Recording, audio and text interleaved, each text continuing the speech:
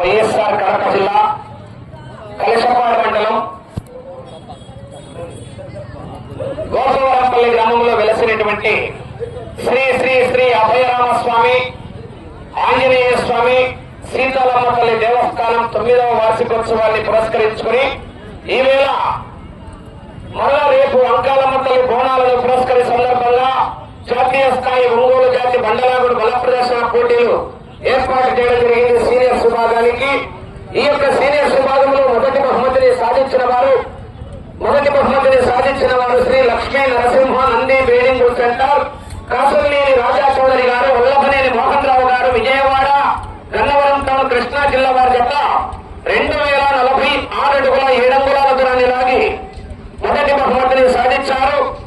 రెండో బహుమతిని సాధించిన వారు శ్రీ రాములమ్మ తల్లి ఆశీస్సులతో ఆర్కేబుల్ సత్తోట శిరీష చౌదరి గారు, శివకృష్ణ చౌదరి గారు, వేటపాలెం గ్రామం తొండూరు మండలం బాపట్ల జిల్లా వారి జత 2001 అడుగు 3 అంగుళాల దూరాన్ని లాగి వీరసింహ జయసింహ జత రెండో బహుమతిని సాధించారు.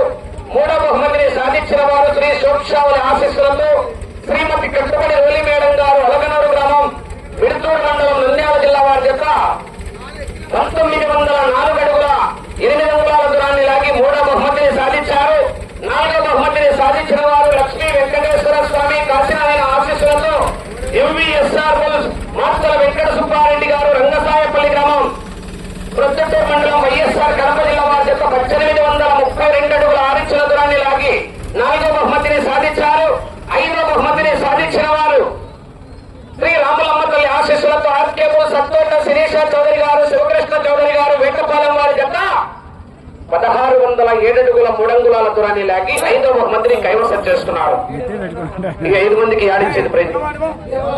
దేవాలయం దగ్గర గుండు పందెం ముగిసిన తర్వాత దేవాలయం దగ్గర యా దేవాలయం రాముల దేవాలయం ఆంజనేయ స్వామి దేవాలయం